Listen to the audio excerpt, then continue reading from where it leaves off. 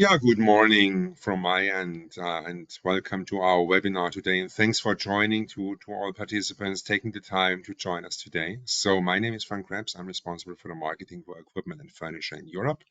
And a warm welcome from Avantor and from Binder for today's webinar on to learn a bit more about important points to consider in stability testing within the pharmaceutical industry. So well done in dialing in. And I will share some housekeeping notes before I will hand over to Lothar. So you have on the top right of your screen that question mark bubble / icon. And I encourage you and we encourage you to raise there in this chapter all your questions you might have during that webinar. So don't hesitate to write us your questions. I will take care and Binda will take care about your questions. And we will raise them when it fits into the presentation. Otherwise, we'll put that to the end because that webinar will have a FAQ at the very end where we are then able to answer your questions also verbally instead of typing something to you directly. You don't have to write anything down. You will receive a follow-up mail together with the presentation and the recordings as well. So happy to hear that you share that to your colleagues which might be interested but not able to join today. So that will come right after the webinar together with a small survey. Having said that, again, thanks Lothar for joining us today and giving us all that valuable insights, and the stage is yours. Thank you very much, Frank, for this wonderful introduction. Welcome, everybody. Greetings from pretty cold, chilly Tuttlingen. We're in southwest Germany, somewhere between the Black Forest and the Alps. Very scenic, but very, very much autumn-like today.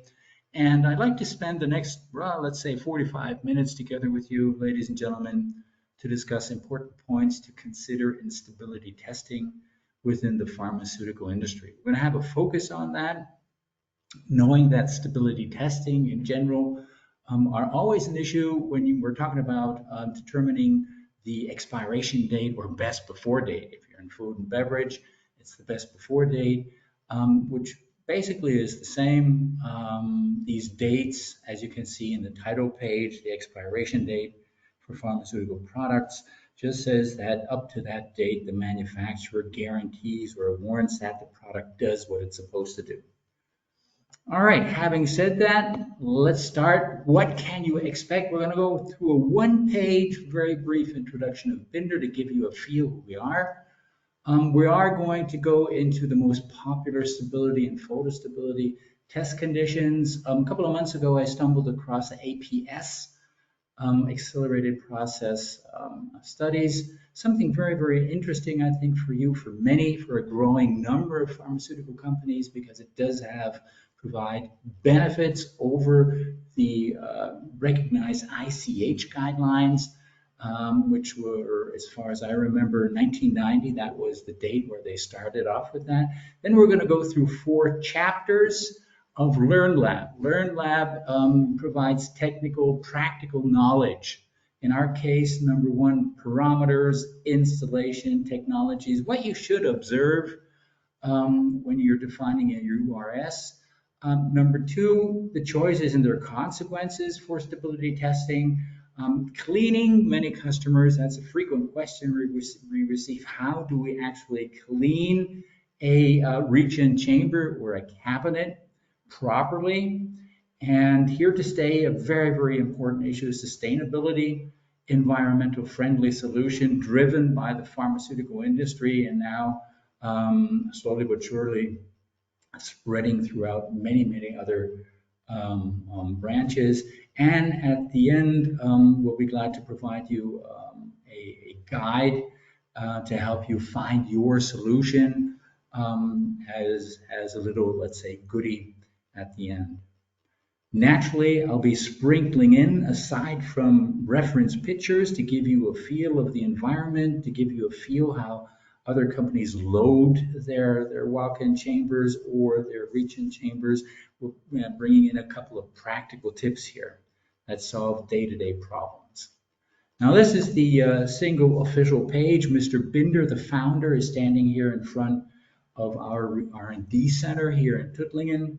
Roughly around 500 employees worldwide last year, produced over 22,000 units from a tabletop model. The smallest version we have is 23 liters, all the way up to walk-in chambers. Standard and special customized solutions are also included. For the second time in the history of the company, we jumped over the 100 million revenue mark last year. Export is very, very important for us, a key revenue driver, 80%.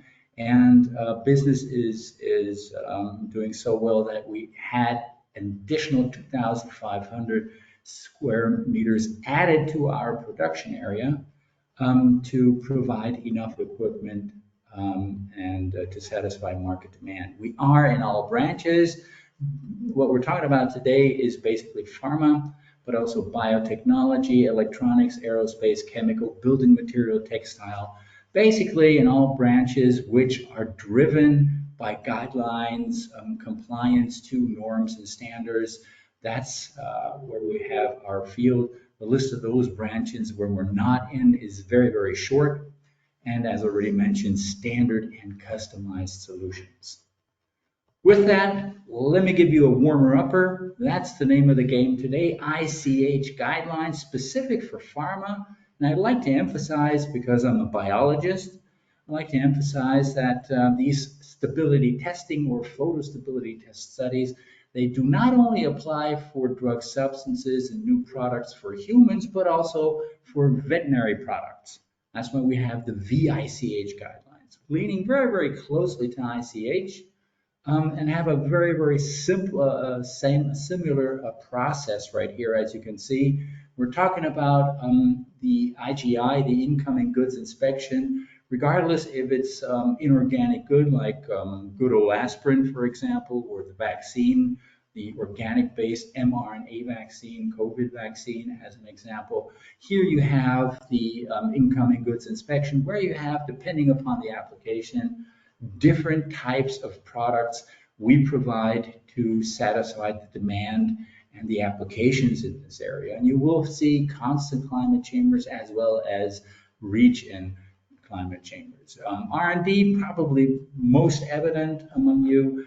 That is the lump sum of our business area, the target group. And we're going far beyond constant climate, one temperature, one humidity over 6 months or 12 months as specified in the ICH Q1A guideline. But we're also talking about freeze-thaw tests where we have dynamic climate chambers. That's like a roller coaster ride for temperature and humidity. Very, very tough between -70 and +180. Continuing, following up. A big issue right here is determining the bioburden in the IPQC. So it's not only the product, but also those manufacturing plants and machines and dispatch distribution. All of us probably can remember the -70 degrees C storage of that vaccine from manufacturing to vaccination center. And yes, specifically for pharma, biopharma, you naturally have your qualification documentation, the IQ, OQ, and PQ, as well as the US American FDA guideline 21 CFR Part 11 software, which is a specific edition right here adapted to the needs of pharma. Now let's take a look at the test conditions, excuse me here. One of the questions you should be asking URS, are controlled climate conditions required? Climate, by the way, ladies and gentlemen, we defined as heating plus relative humidity. So we're heating and cooling on the one side, and we're humidifying and dehumidifying, and that's what we call climate conditions. And if we go through this exercise with a couple of yes/no questions, temperature you can find on the right-hand side. We're only heating and cooling. The humidity inside of the chamber then is by the law of physics. So you have very, very typical ICH Q1A, the -5 storage condition, ULT, ultra low temperature freezers going down to -86. Yes, you're correct. not defined in ICH, but very common in pharma. FT tests, 24-hour cycles, out of hospital tests, for example, that's the lowest temperature I found, minus 1.2 degrees C.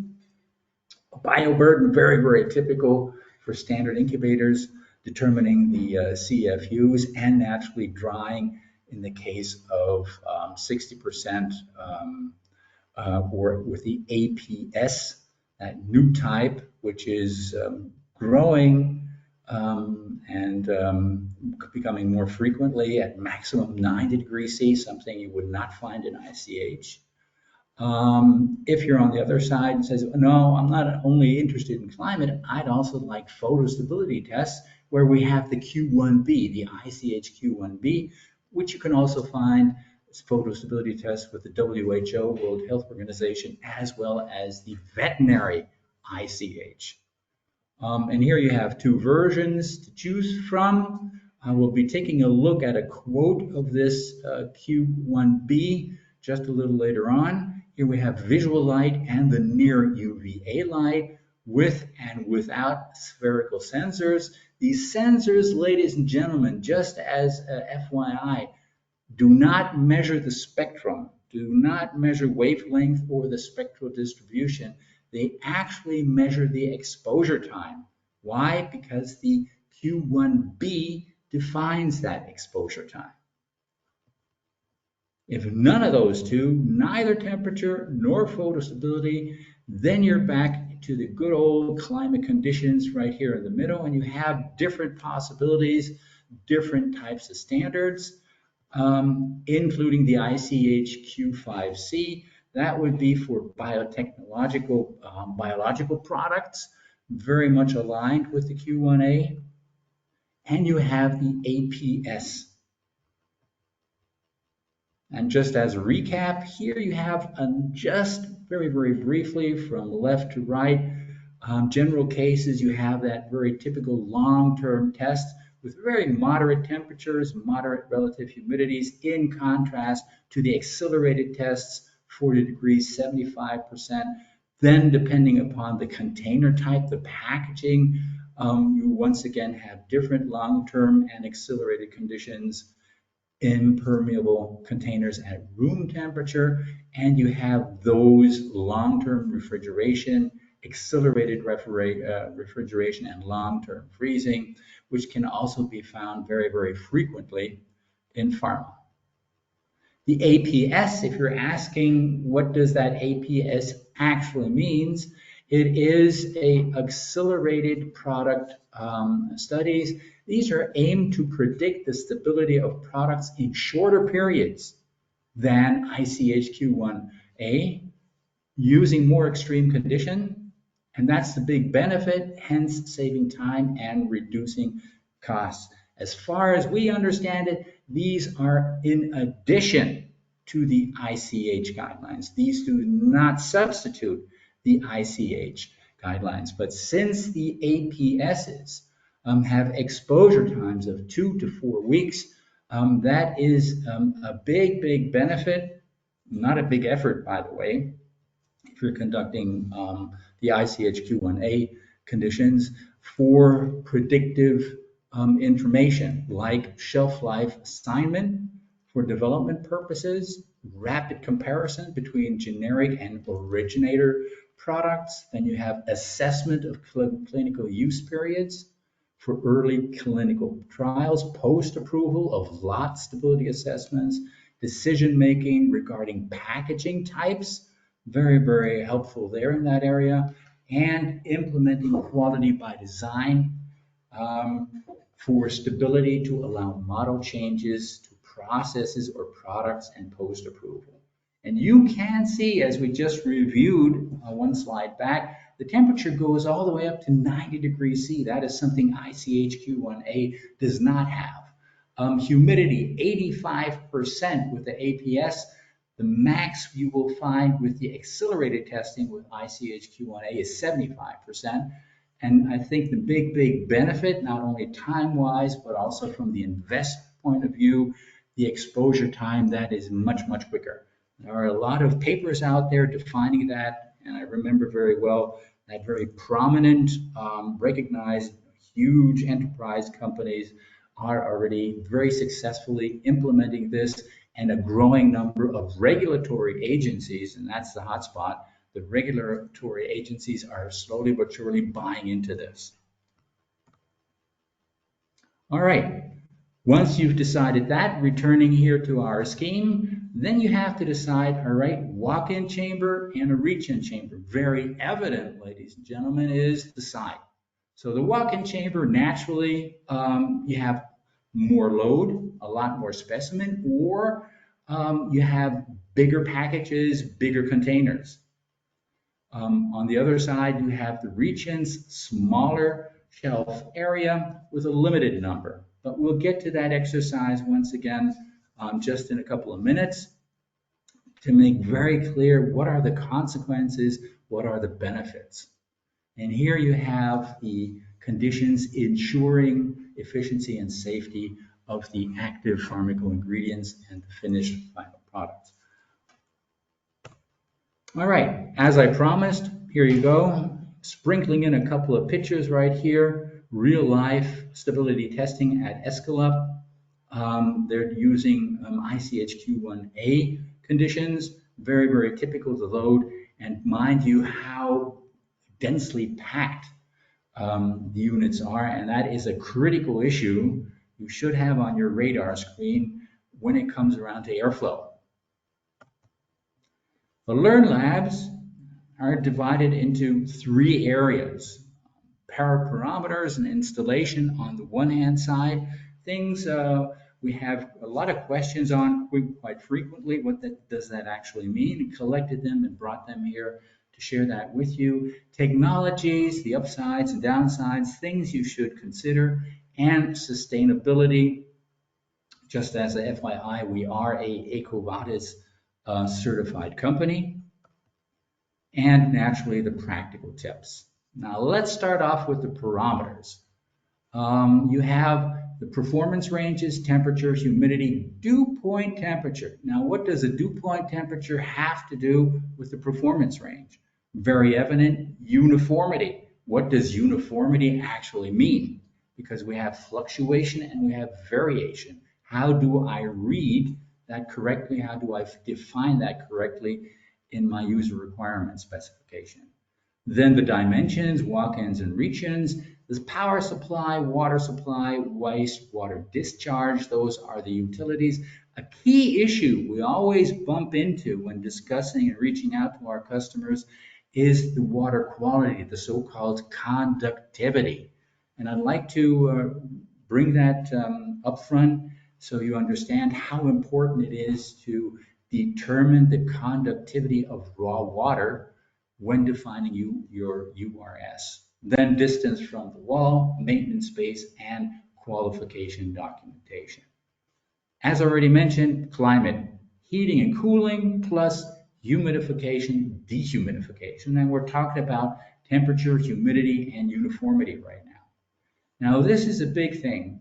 Should you ever have a quote, regardless of brand, regardless if it's a walk-in chamber or a reach-in chamber, distinguish between fluctuation in plus minus Kelvin, which is a temporal difference. That is, if you take a look at the right-hand side, that blue dot in the middle of the chamber, one measuring point, one thermometer, basically, if you want, at two different times, 10 o'clock and 1 minute after 10.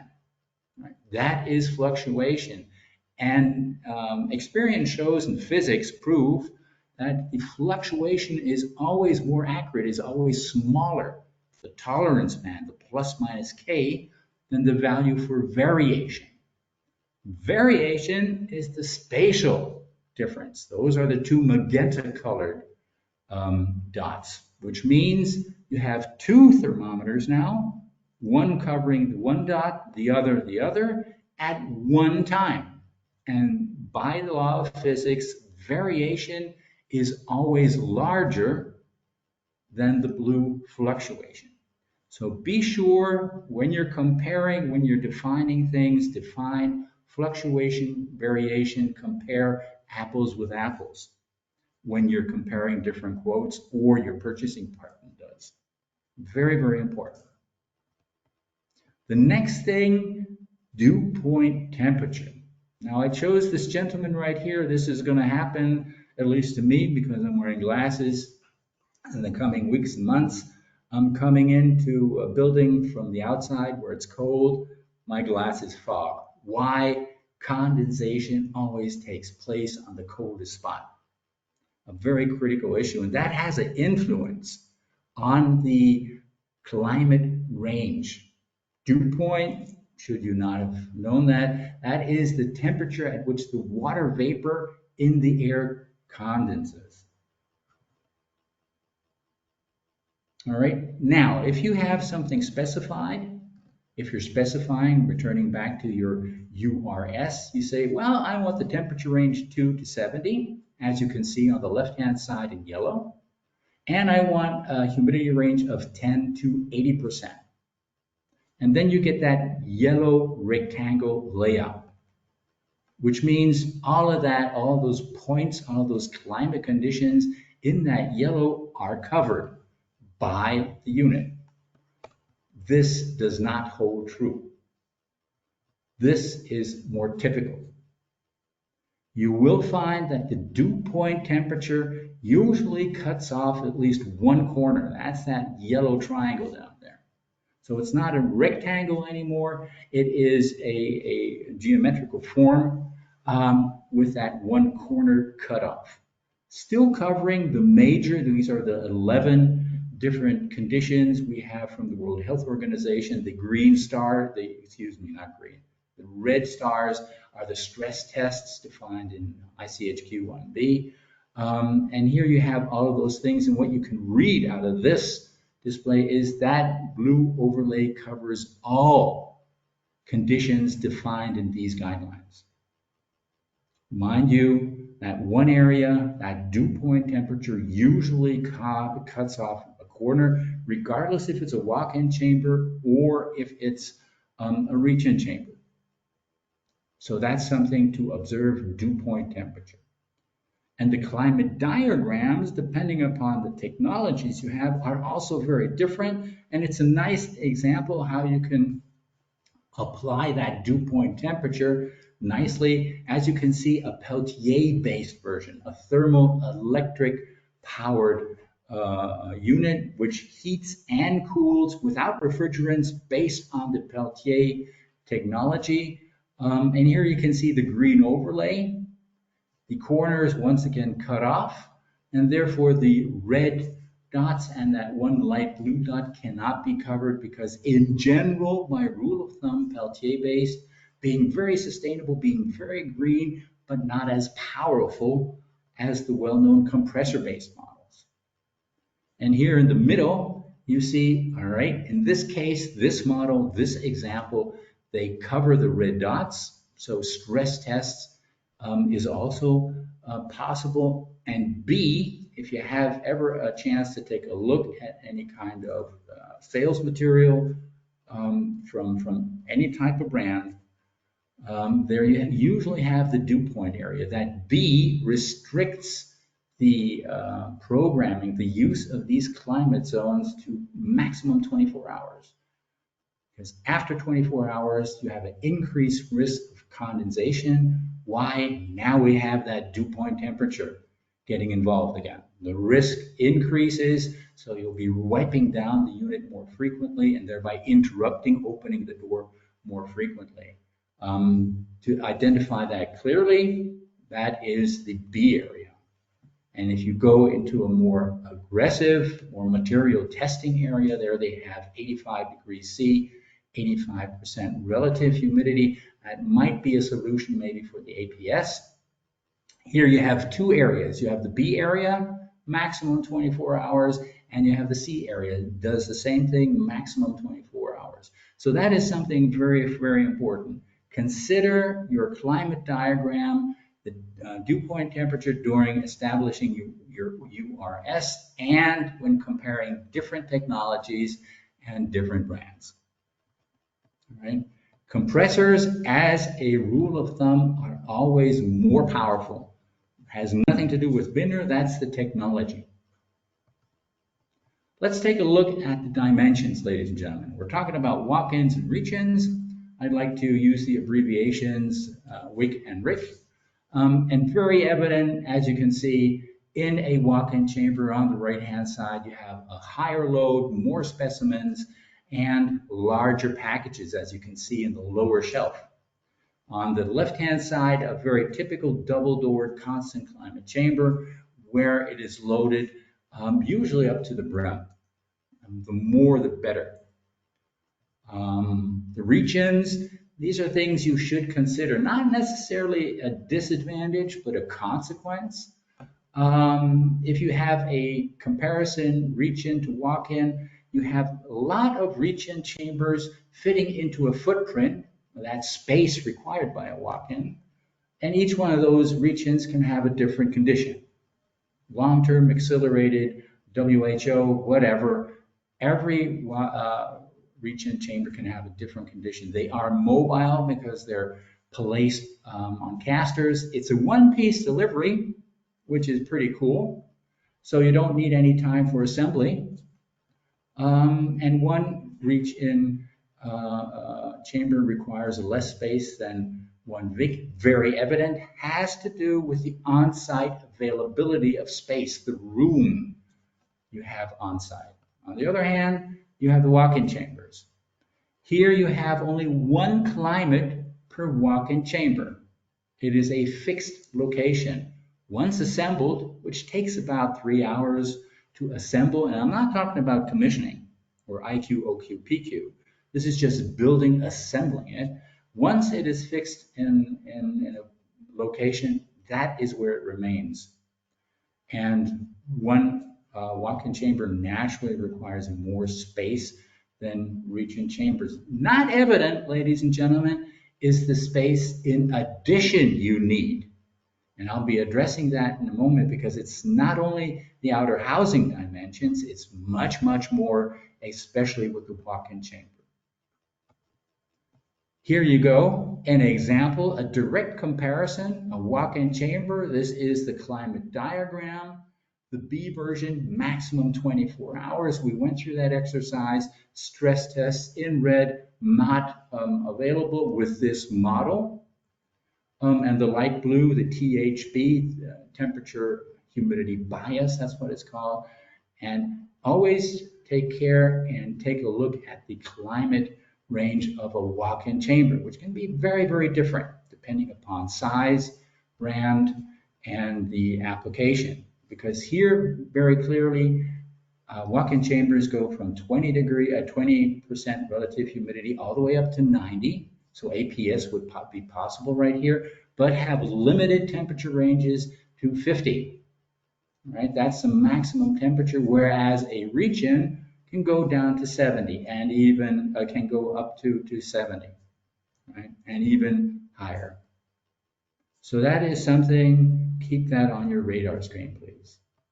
A big question we receive, all right, I understood that there are key differences between walk-in and chamber. How much space do I have? How many reach-in units can I put in the space of a walk-in? You have VIC 1, 2, and 3 as an example. And there you can see for VIC 1, the smaller one with 12 square meters shelf area. Here you have 6 units, reach-ins, 8 units, and 10 units for the other sizes. Right? So that is a decision that you should be aware of when going through the URS exercise. All right, and the biggest thing right here is the study protocols you have, what are you up to, and the room, the space available. Take a look at the utilities, very important. Power supply, very evident. Water supply and wastewater discharge. Just as a note, walk-in chambers can also have very normal 230 volt plugs, like our television set or whatever you have at home. So they don't naturally need that big red Seacon plug. Many of them go with 230, which is quite neat. And I'd like to just briefly mention the water supply, the discharge water. We're talking about climate, so we're dehumidifying. Where does that water, where does the condensation go to? That is a drainage, and you need the electricity, and the same actually from the utilities goes for a reach-in chamber. These two, as you'll be seeing later on, are not to scale. I'll show you a scaled up one to give you a feel of the room requirements. For us, very, very important, and that is worth a note, is the conductivity. For our units, 1 to maximum 20 microsiemens per centimeter has to do with the limestone contact. Other brands have 1 to maximum 10, but it is so working with a climate chamber, you usually need a water purification or desalination system.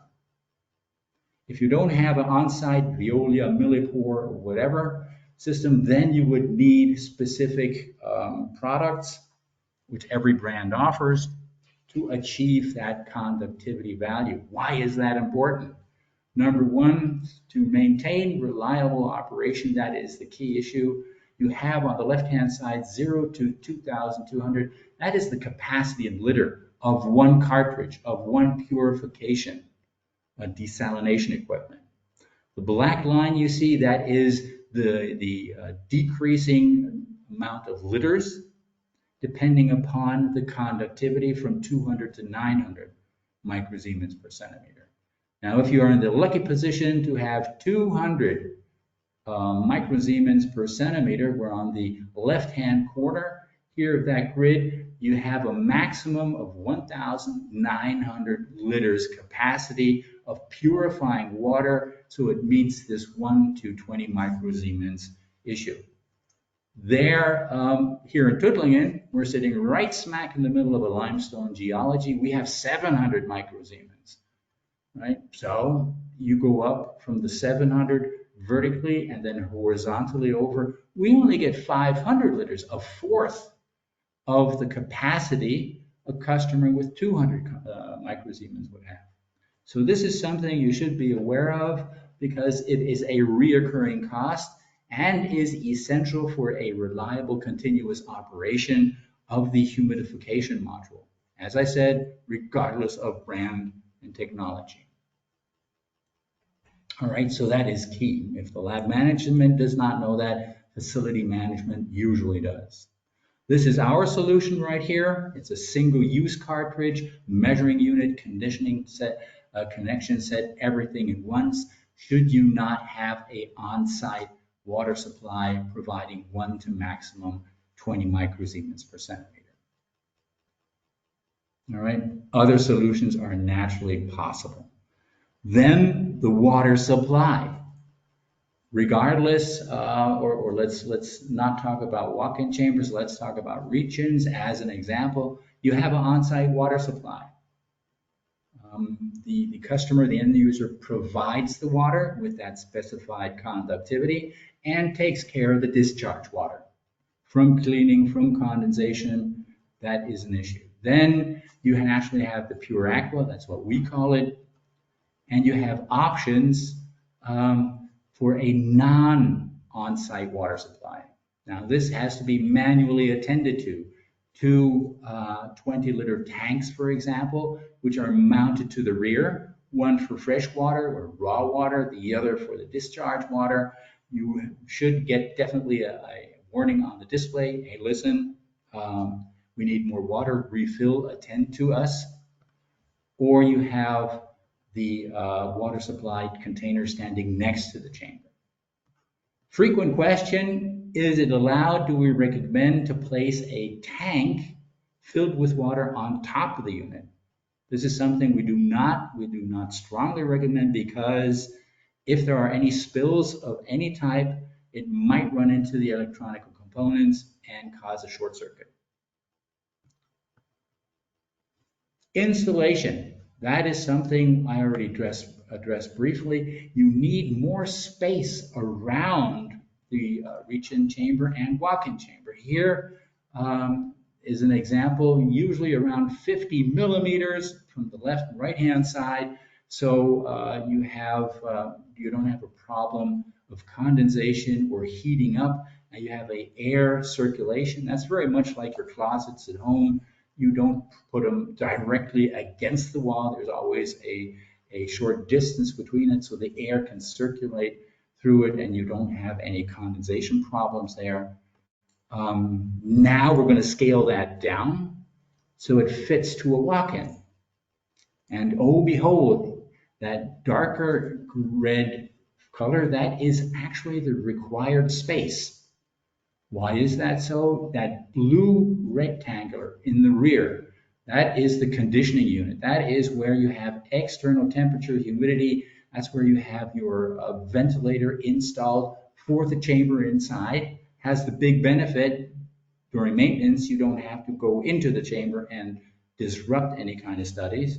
So you're going to be in the back, and the service engineer, they have to get to that conditioner in the rear, and they have to have a aisle to get there, usually somewhere around 900 millimeters wide, and in the back you also need space.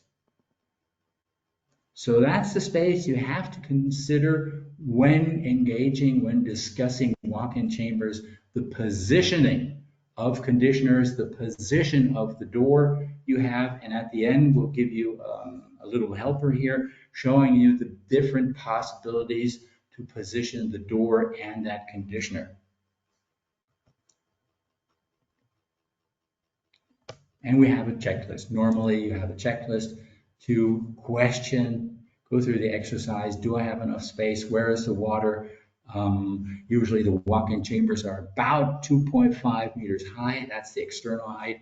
And here you have a nice facility with reach-in chambers for stability testing according to ICH. Choice of technologies can be very, very different. We're going to go through the exercise, temperature, humidity, light, and airflow very, very briefly.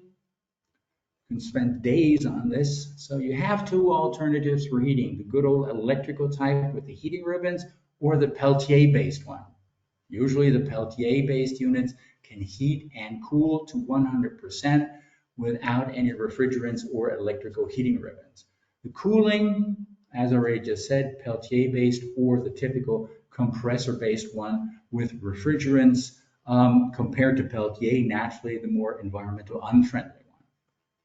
Humidity, you have steam vapor, that's very typical for our products. You have spray nozzles or you have ultrasonic membranes dispersing the water and leading them into the chamber. We prefer steam vapor. It is very, very quick and has the big benefit that biological contaminations are rid of, which can appear once in a while.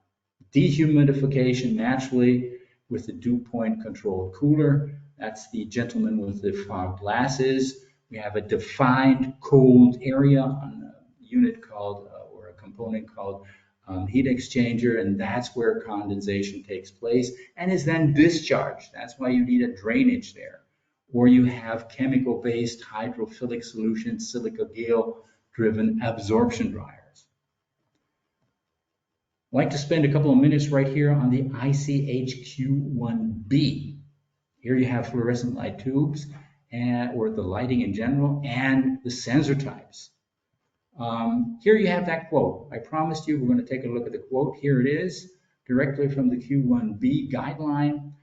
Cool white fluorescent lamps for the visual spectrum, that would be between 400 and 700 nanometer. That is what the human sensitivity is, the human eye, the sensitivity of the human eye.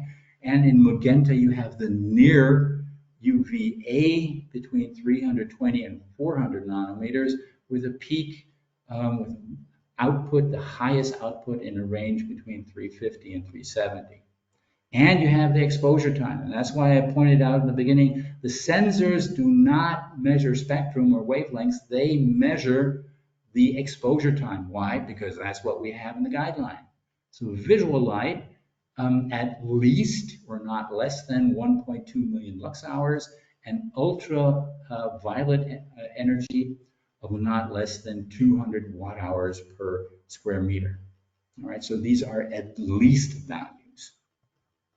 And here you have examples of two types of spectrum of fluorescent tubes. Very critical when it comes around to ICHQ1B is how long does the process take? And usually they're somewhere around 6 days, 7 days, and there are solutions where we can cut that in half, 3 days, 3.5 days, which is once again a big, big time benefit. Usually you have a combination UVA lamps in purple and the visual light ones in one of those light banks. So you have a simultaneous shining of the products, which are beneath that bank. We do recommend, because the spectrum shifts over, depending upon the age, the older they get, the more the spectrum defined by Q1B drifts away. And that's what we post in our operation manual, at least be exchanged once a year. So to maintain that specific ICHQ1B, and should in the meantime, one of those fluorescent light tubes need to be exchanged, please exchange all of them. So they have the same age, the same spectrum, and they comply the same level of ICHQ1B. So monitoring the age, keeping track of that is very, very important. The other thing you should be aware of when it comes around to URS is how do I measure the spectrum, the exposure time, right? You have on the left-hand side a planar sensor with a diffuser. Here we actually only measure light rays hitting the sensor in an angle of 90 degrees. Everything else is calculated with algorithms. Not very appropriate for example, stability testing. On the other hand, the right one we recommend is a spherical one. They measure all types of spectrum, of rays at different angles, catch everything, and therefore is the more authentic method. So that's also something to keep on your radar screen. And once again, we're measuring the exposure time. And this is a typical measuring scenario. One of, maybe some of you have noticed, that is not quite the right way to measure that. You should close the door because reflection of the light from the stainless steel surfaces is important to maintain and create a uniform light distribution. Because as with temperature, as with humidity, we talked about that, light should also be very uniform distributed over each shelf. And on the right-hand side, you see those two spherical sensors, one sensor for the visual light, one for the near ultraviolet light.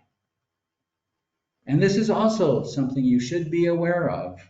If you take technical specs, quotation text, or whatever, light has indirectly, over the dissipated heat from the light sources, an influence on the temperature range. Now, if you take a look at the temperature performance range, and here we're only heating and cooling, you see as soon as the lights go on, you have a more narrow temperature range, 10 to 60, in contrast to 0 to 70. Why?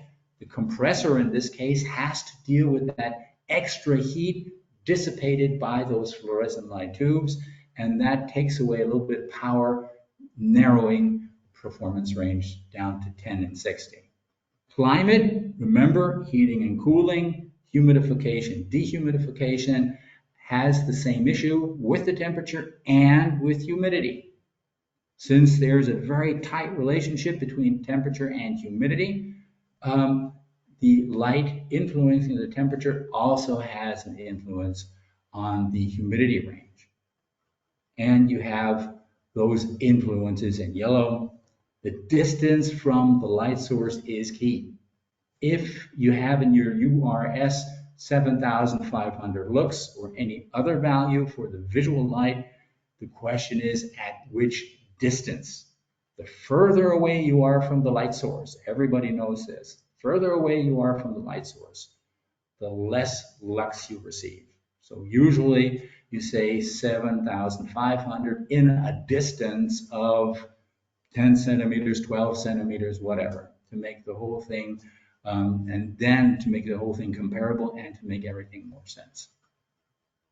Airflow, very important for us specifically, visiting customers, seeing their applications, talking to them. We very, very often come across loadings, standard constant climate chambers, which are packed to the brim, and airflow is a key issue. Why? Because that airflow, in this case coming from the left and right hand side, flowing through the geometry the batches have right here, is more accurate than you would have in a one-directional airflow. In this case, in B, the air is coming from the rear, flowing up front, and then returning through the next batch to the back, and it is basically blocked twice by each one of those packages, and therefore it is very, very questionable what that actually means when it is stuffed to the brim.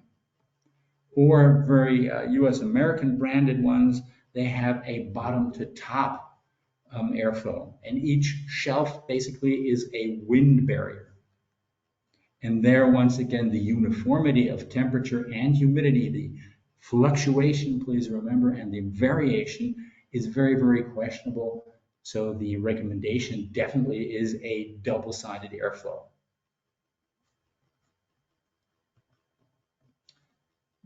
How do you find that? Normally the quotation text you will receive is in an empty chamber, so does not apply to any kind of load.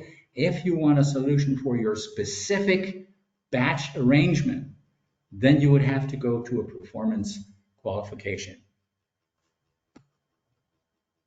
Here's another one. Here you see those special containers where within that, this is a test house actually, where you have your boxes, secondary packages in those plastic containers.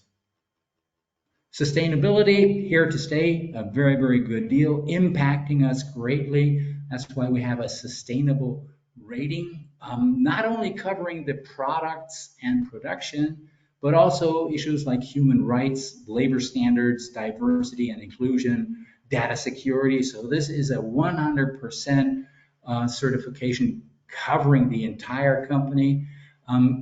Going down to the product, it's refrigerant, the GWPs, global warming potential, power consumption, water consumption, which can differ greatly, as well as the noise level, and then the different utilities and facilities, green energy.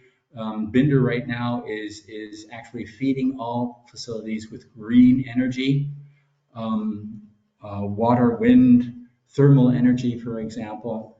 And our intention is by 2030 to be 100% net zero CO2 emissions.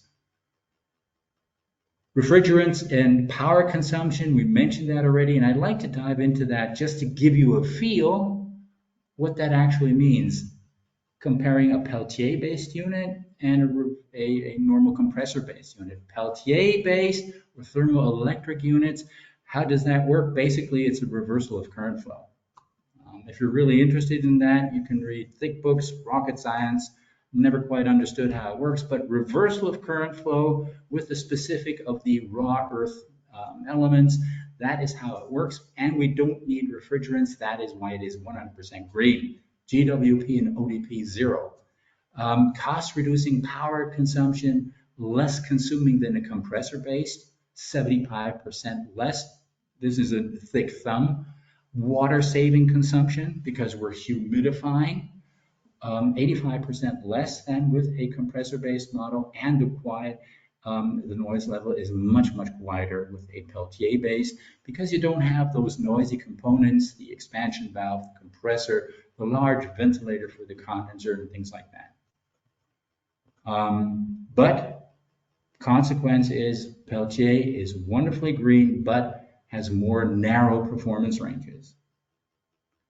Energy cost saving, if you want to compare a reach-in or reach-in scenario with a walk-in, the upper one shows you a larger over 1 cubic meter unit with 2,365 euro per year. The big three, the largest walk-in we're using here as an example, slightly above. And if you would then choose 10 reach-in chambers, compressor-based, then you would be by 9,636 euro per year energy cost. So take that also, aside from your study protocol, from the space, those are issues that you should consider. Here we're using the accelerated stress testing, 40 degrees C, 75%. Then steam humidification, water consumption, we heard that is a lot lower with a Peltier-driven version, at least ours, at 25 degrees C, 60% relative humidity of only 100 milliliters per day. That's not even a glass of water, corresponding to 150 liters per day, with 40 degrees, 75. If you go for a compressor difference, the compressor different one, then you have 10 to 20 times more water consumption. If that is an issue, should be considered. And it's whisper quiet. Peltier is, as I said, a lot more quiet, twice as quiet, definitely, as perceived by the human ear. Facilities, green energy, we talked about that briefly, installed recycling processes, wastewater management.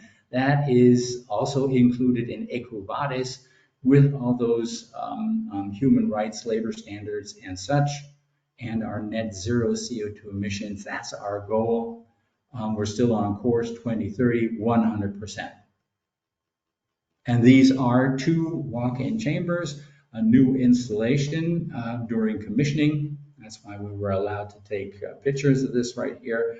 The interior is made of 100% stainless steel, shelf system 100% steel, and the ramp, so you can drive lorries and trolleys into that, is also made of stainless steel. Clean as a whistle, wrapping up slowly but surely, a very common question: how do I clean a constant climate chamber, a reach-in? Number 1, unplug the unit, use gloves, use safety glasses, don't use a hose to clean up inside. Take care of all those warnings, also those environmental issues, and which kind of detergents do you need.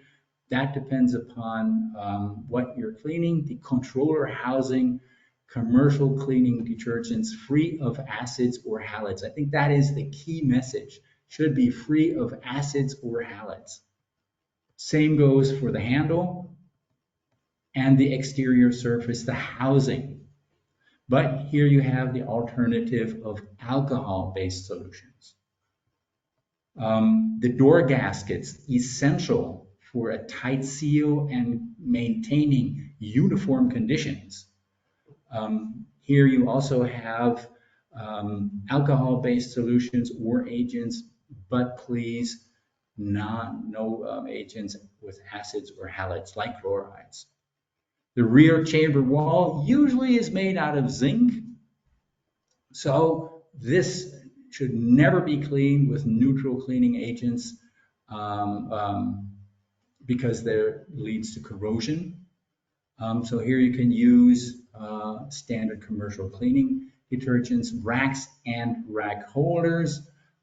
Commercial cleaning detergents, alcohol-based solutions have the benefit that you are also eliminating or reducing the risk of biological contamination. And the inner housing, which is made of 100% stainless steel, also applies because acids and halides lead to more corrosive atmosphere and reaction of the stainless steel. As I said, biological decontamination, alcohol, 70%, that's what we see in bacterial cultures or cell and tissue cultures. That's an issue. And here you also have a nice scenario, stability testing with smaller units. So this is also possible. And here at the end, how do you go about deciding which is the right reach-in chamber? Just by asking these yes and no questions. And on the left-hand side, that leads you to the photo stability chambers, our photostability chambers, and on the right-hand side, there you have the ICH-Q1A models with the different possibilities we have with the different climate ranges. And here, once again, conductivity of raw water is key. And the same naturally goes for the walk-in chambers. Very easy, leading you to the three different possibilities we chose right here. You see the arrangement, the green, that is the door and the ramp, so you can drive in with a cart. The red rectangle in the lower row, that is this conditioner, that's what we call it, for temperature, humidity, and ventilation. You see the different positions possible. And with that, thank you very much for joining us and have a great day. Glad to take any questions, ladies and gentlemen. Yeah, Lothar, and thank you. That's what I just wanted to try. I checked the question area and I see one question about water purification level as feed water. So I got one about if smaller than 1 microsiemens per centimeter purified water is also acceptable for the chamber. Well, a good question. Actually, it isn't. Yeah. Many of the humidifiers, they need a specific amount of minerals, of ions, if you want, so the electricity can flow between the anode and the cathode. And if you don't have that, if you have below 1 microsiemens per centimeter, the entire humidification module, regardless of brand, will not work. So it always has to be between 1 to 20, or if you go to other brands, 1 to 10, but never go below 1 or even this specific type of steam humidifier. So not ultra purified water. That's I guess the message, Lothar, no? Yep. So know what you take out of your millipores or Sartorius or whatever Exactly. type 1 water. So don't use that Exactly. one. Okay, cool. And then I promised to a participant to answer on that at a later stage, but let's give it a try as we still have 3 minutes to go. So just let me dive into that one. So which regulatory would be much closer to the product that is super sensitive with positive temperatures, oxygen content, and relative humidity?